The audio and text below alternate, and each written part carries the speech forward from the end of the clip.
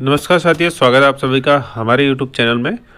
Uttarakhand DElEd 2025 का exam जो 22 नवंबर को हुआ था, उसके काउंसलिंग आपकी 17, 18, 19, 20 जनवरी 2026 को देखने को मिली थी।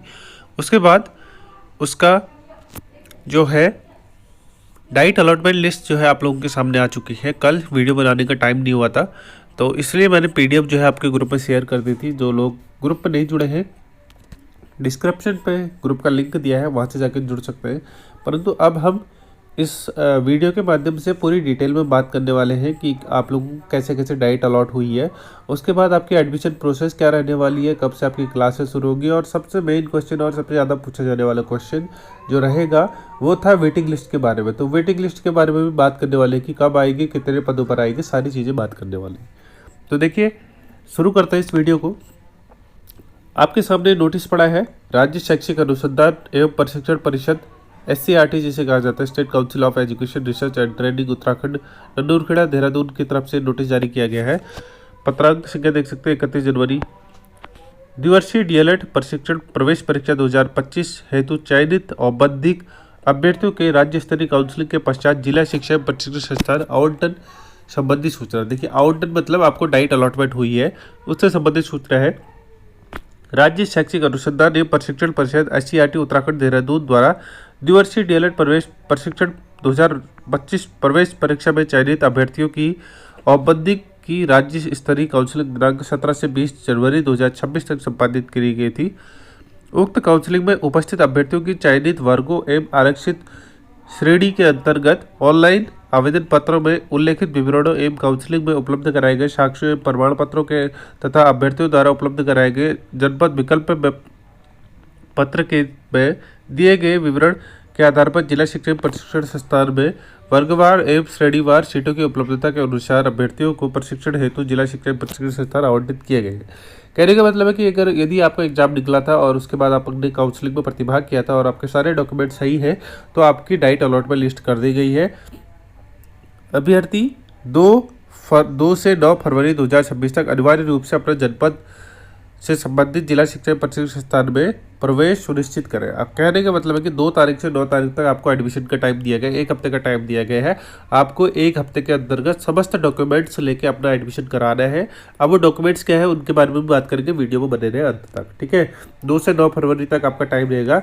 यदि कोई अभ्यर्थी अंतिम तिथि तक प्रवेश नहीं लेता है तो उसका दावा जो है मान्य नहीं होगा। अगर आप एडमिशन नहीं लेते तो आपका दावा मान्य नहीं होगा, आपकी सीट जो है आगे की वेटिंग लिस्ट में डाल दी जाएगी, ये कहने का मतलब है। चयनित अभ्यर्थियों के प्रशिक्षण हेतु वर्गवार एवं जनपदवार आवंटन की सूचना तथा संबंधित जिला शिक्षा प्रशिक्षण संस्थान में प्रवेश हेतु निर्देश तैयार कर उत्तराखंड विद्यालय शिक्षा परिषद उत्तराखंड रामनगर की वेबसाइट UPSC की वेबसाइट पर डाल दिया गया है, ये कहा जा रहा है, ठीक है। तो ये था ऑफिशियल लेटर आपकी डाइट अलॉटमेंट को लेकर। अगर आपका एग्जाम निकला है 17 से 20 के बीच में आपने काउंसलिंग कराई तो आपको डाइट अलॉटमेंट हो गई है। 2 से 9 तारीख के बीच में आप एडमिशन ले सकते हैं और एडमिशन की प्रोसेस क्या है वो भी बात करने वाले हैं। अब देखेंगे, अगर आप आगे देखें तो ये लेटर भी उसी चीज़ को दिखा रहा है। उसके बाद एक और लेटर आया है जिनके डॉक्यूमेंट्स में कोई फॉल्ट है उनको लेके, ठीक है। तो ये लेटर आप पढ़ सकते हैं, PDF पूरी दी ही है। तो जिनके डॉक्यूमेंट्स में कोई फॉल्ट है वो इस लेटर को देखें और उसके बाद उन लोगों के नाम है जिनके डॉक्यूमेंट्स में फॉल्ट हुए। 9 लोग ऐसे कैंडिडेट हैं जिनके डॉक्यूमेंट में फॉल्ट है।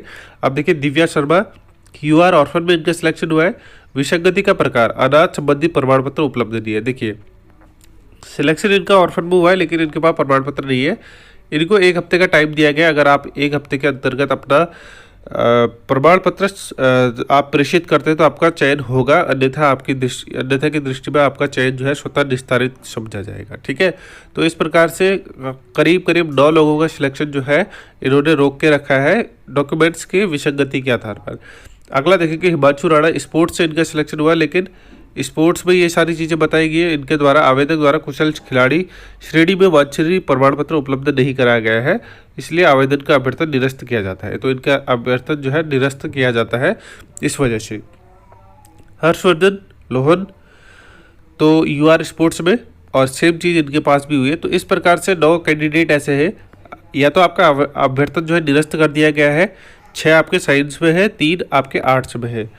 तो 6 आपके साइंस में है और 9 आपके आर्ट्स में है। तो इस प्रकार से 9 और 6 15 कैंडिडेट ऐसे हैं जिनके सर्टिफिकेट में कोई इश्यू था, या तो आपको टाइम दिया गया है या आपका टाइम जो है वो, या आपका आवेदन जो है निरस्त कर दिया गया। तो 15 कैंडिडेट्स का आवेदन जो है निरस्त कर दिया गया। अगर आपके इस लिस्ट में नाम है तो आप देख सकते हैं कि आपका आवेदन निरस्त हुआ है या आपको टाइम दिया गया है।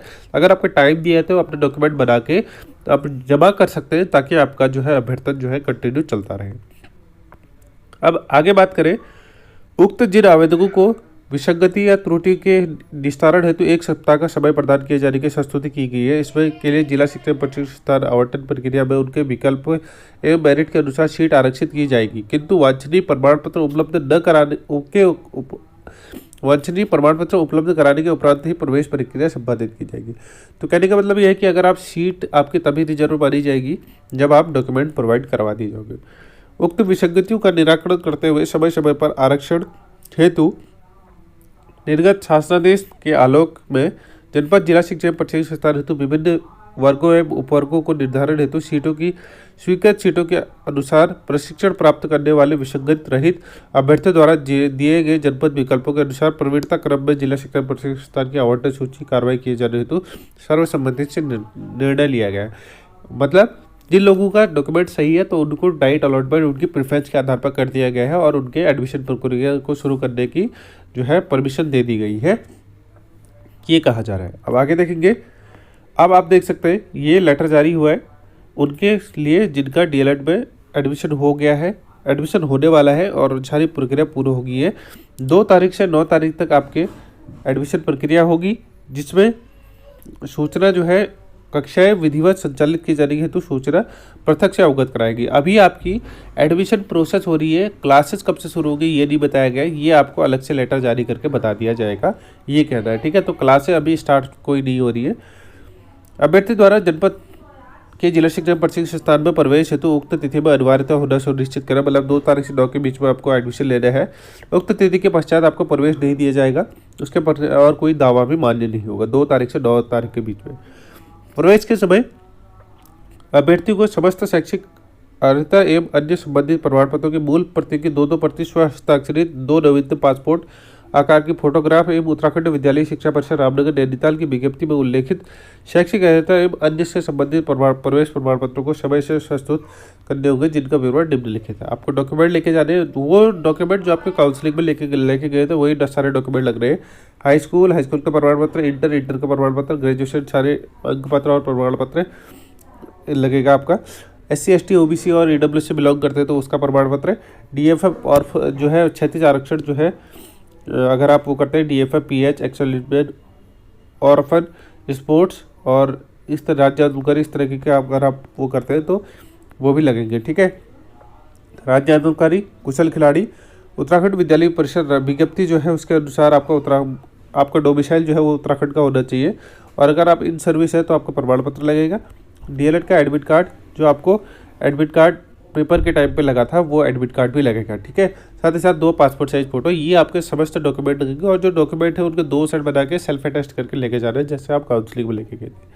आगे देखिए, जिला शिक्षा प्रशिक्षण संस्थान में प्रमाण पत्रों के सत्यापन होने तक सभी अभ्यर्थियों का प्रवेश औपबंधिक माना जाएगा। अगर आपके डॉक्यूमेंट में कोई फॉल्ट है तो आपका डॉक्यूमेंट रोका जा सकता है, कहने का मतलब है औपबंधिक होगा। ठीक है, आपको एक मेडिकल बनाना है, मुख्य चिकित्सा अधिकारी या मुख्य चिकित्सा अधीक्षक द्वारा निर्गत स्वास्थ्यता प्रमाण पत्र जो और 2 कैरेक्टर सर्टिफिकेट चरित्र प्रमाण पत्र अपने राजपत्रित अधिकारियों जो 6 माह से अधिक पुराने ना हो। राजपत्रित गजेटेड ऑफिसर रैंक के प्रमाण पत्र होते हैं तो इससे पुराने नहीं होने चाहिए। वर्तमान में माननीय न्यायालय में कोई वाद नहीं है कि एफिडेविट लगेगा आपका कि आपके खिलाफ कोई वाद नहीं है। अब उसके बाद आपकी फ़ीस की बात करूँ तो 2 से 9 के बीच में आपको फ़ीस सबमिट करनी है और फीस सबमिट करने का कोई कैश का प्रावधान नहीं है। आप कहाँ जाएंगे? बैंक में जाएंगे, बैंक में बोलेंगे कि मुझे ड्राफ्ट बनाना है और ड्राफ्ट बनेगा 35,000 रुपये का। ठीक है, 35,000 रुपये आपकी पर ईयर की फ़ीस है तो 1 साल की फ़ीस का 35,000 रुपये का ड्राफ्ट बनेगा। और वो ड्राफ्ट का फॉर्मेट रहेगा किसके लिए बनाना है, आप लिखिएगा टू पे जिला प्राचार्य जिला शिक्षा प्रशिक्षण संस्थान। ठीक है, आपको दिया गया है प्राचार्य जिला शिक्षा प्रशिक्षण संस्थान के बाद आगे अपने डिस्ट्रिक्ट का नाम, जैसे जिसको अल्मोड़ा अलॉट हुआ है तो प्राचार्य जिला शिक्षा प्रशिक्षण संस्थान अल्मोड़ा, प्राचार्य जिला शिक्षा प्रशिक्षण संस्थान बागेश्वर, प्राचार्य जिला शिक्षा प्रशिक्षण संस्थान देहरादून। तो इस प्रकार से आगे अपने डिस्ट्रिक्ट का नाम और पहले कॉमन आएगा प्राचार्य जिला शिक्षा प्रशिक्षण संस्थान, आगे डिस्ट्रिक्ट का नाम। ठीक है, अब एक चीज़ और है जिसमें जिन बच्चों को चंपावत अलॉट हुआ है तो वो लिखेंगे प्राचार्य जिला शिक्षा एवं प्रशिक्षण संस्थान डीडी हाट, क्योंकि डीडी हाट पिथौरागढ़ जो उनका कॉलेज चलता है वो पिथौरागढ़ के अंडर चलता है, तो इसलिए वो डीडी हाट में पिथौरागढ़ में प्रवेश लेंगे तो वो ड्राफ्ट बनाएंगे प्राचार्य जिला शिक्षा प्रशिक्षण संस्थान डीडी हाट पिथौरागढ़। ठीक है, तो इस प्रकार से वो अपना जो है ड्राफ्ट बनाएंगे। ठीक है, बहुत बच्चे कंफ्यूज हो रहे थे इसके लिए। आगे देखिए, ये आपकी अलॉटमेंट लिस्ट है। ठीक है, अब उसके बाद सिलेक्शन लिस्ट देखिए, सीधे 8 नंबर पे 1 से 7 तक किसी ने एडमिशन नहीं लिया है, 19 नंबर, 24 नंबर, 31 नंबर। तो इस प्रकार से सॉरी, ये अल्मोड़ा की लिस्ट है।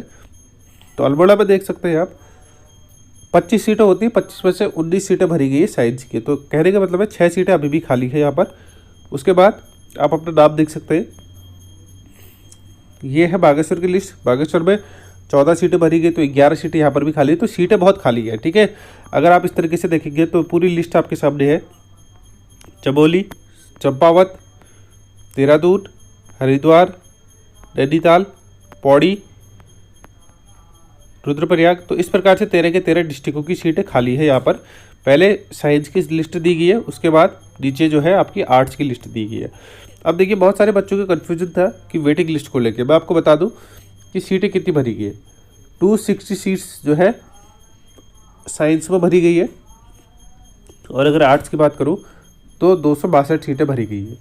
ठीक है, प्लस 15 सीटें रिजर्व रखी गई है जो जिनके डॉक्यूमेंट में इशू था। अगर आप इनको ऐड करोगे तो ये हो जाएगा आपका 512 सीटें तो ये है आपकी, और 15 सीटें ये हैं। तो 15 में से मुझे नहीं लगता कि यहाँ पर किसी का डॉक्यूमेंट वेरीफाई हो पाएगा, क्योंकि होना होता तो पहले भी उन्होंने टाइम दिया था, जो काउंसलिंग के टाइम पे गए थे उनको भी टाइम दिया था और अभी भी टाइम दिया था, तो ये डॉक्यूमेंट के वेरीफाई हो नहीं पाए। तो 512 प्लस 15 सीटें यहाँ पर बची हुई हैं। अगर 15 को माइनस करेंगे तो 512 ही बचती है। अब 512 में से भी ऐसा लगता है मुझे कि कम से कम 50 बच्चे एडमिशन नहीं लेंगे। ठीक है, क्योंकि काउंसलिंग के टाइम पे फीस पे नहीं करनी होती है और बहुत सारे बच्चे कन्फ्यूजन की स्थिति में थे, तो लगभग 50 बच्चे एडमिशन नहीं लेंगे यहाँ पर। तो लगभग आप ये बोल सकते हो कि 450 के आसपास एडमिशन होंगे। ठीक है, 450 के आसपास एडमिशन होंगे। उसके बाद क्या होगा, 2 से 9 तारीख के बीच में इनको एडमिशन लेना है, तो जिनका एडमिशन कन्फर्म हो जाएगा उनकी लिस्ट जो है देहरादून भेज दी जाएगी। उसके बाद 9 तारीख के बाद आपकी निकाली जाएगी वेटिंग लिस्ट। ठीक है, 9 तारीख के बाद वेटिंग लिस्ट निकाली जाएगी, और वेटिंग लिस्ट लगभग 150 से 200 सीटों के आधार पर आने की संभावना है, पूरी है। तो 150 से 200 सीटों पर वेटिंग लिस्ट आ रही है। और ये वेटिंग लिस्ट जितना मैंने बताया था नंबर, इसमें यूआर कैटेगरी के नंबर जो है 5-6 नंबर नीचे तक आ सकती है, और SC ST OBC में 2-2 3-3 नंबर नीचे रहती है। ठीक है, तो 150 से 200 कैंडिडेट की वेटिंग लिस्ट आ जाएगी। तो इस वेटिंग लिस्ट के आधार पर उनकी काउंसलिंग कराई जाएगी, और उसके बाद बची हुई सीटें, जैसे अल्मोड़ा में 19 सीटें साइंस में भरी गई तो 6 सीटें भरी गई। अब 19 में से माना 4 बच्चों ने एडमिशन नहीं लिया, 15 ही सीटें भरी जाती है, तो 10 वेटिंग लिस्ट फिर अल्मोड़ा पर सीटों पर डाल दी जाती है। तो इस प्रकार से वेटिंग लिस्ट का प्रावधान होगा। तो लगभग 150 प्लस सीटों पर आपका वेटिंग लिस्ट आने की पूरी संभावनाएं हैं। और पर देखेंगे इसको कि कितने लोग एडमिशन लेते हैं और कितने उसके बाद वेटिंग लिस्ट देखने को मिलती है। तो ये वेटिंग लिस्ट आपको 9 तारीख के बाद ही देखने को मिलेगी। लगभग 15 तारीख के आसपास ये वेटिंग लिस्ट, 10 से 15 के बीच में ये वेटिंग लिस्ट आपको देखने को मिल जाएगी। और उसके बाद आपकी जो क्लासेज है वो मेरे हिसाब से लगभग मार्च के आसपास, 1 मार्च से शुरू होने की पूरी संभावनाएँ हैं। तो ये थी आज की वीडियो, डिटेल वीडियो आपकी काउंसलिंग के रिगार्डिंग। जिनको डाइट अलॉटमेंट हो गया, बहुत सारी शुभकामनाएं। आपकी मेहनत का फल अब आज आपके साथ है, और निश्चित होकर अपना कोर्स करिए, और आगे की भविष्य में आपको किसी भी प्रकार की कोई भी सहायता की ज़रूरत पड़ती है तो आप हमें निश्चित होकर बता सकते हैं। तो ये आज की वीडियो। अगर आपको वीडियो पसंद आए तो वीडियो को लाइक करें। कोई सुझाव प्रश्न हो तो कमेंट बॉक्स पर कमेंट जरूर कर सकते हैं। चैनल को सब्सक्राइब करिएगा ऐसी मोर इन्फॉर्मेटिव वीडियोज़ पाने के लिए। Thanks for watching. मिलते हैं नेक्स्ट वीडियो में, तब तक के लिए बाय।